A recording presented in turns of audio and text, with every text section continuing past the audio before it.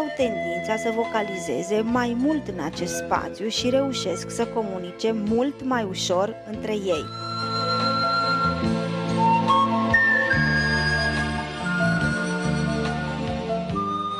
Au fost înregistrate progrese, în special în creșterea capacității de atenție, dar și a comportamentelor de socializare.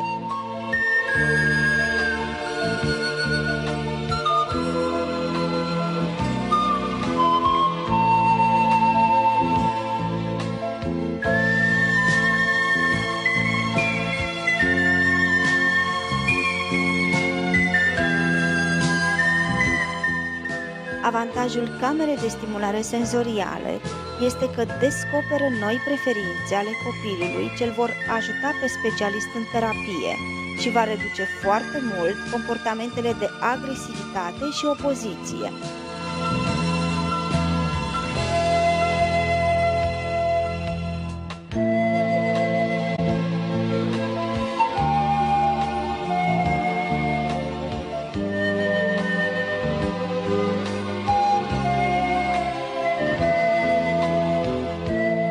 Area multisenzorială din Centrul Terapeutic Marea Neagră este un spațiu magic încărcat cu foarte multă culoare, lumini, texturi și mirosuri.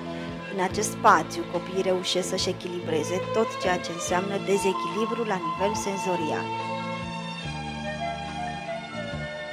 Am introdus în terapie spuma, deoarece este 100% sigură, este ușor de modelat, oferind copiilor o experiență unică și relaxantă de joacă.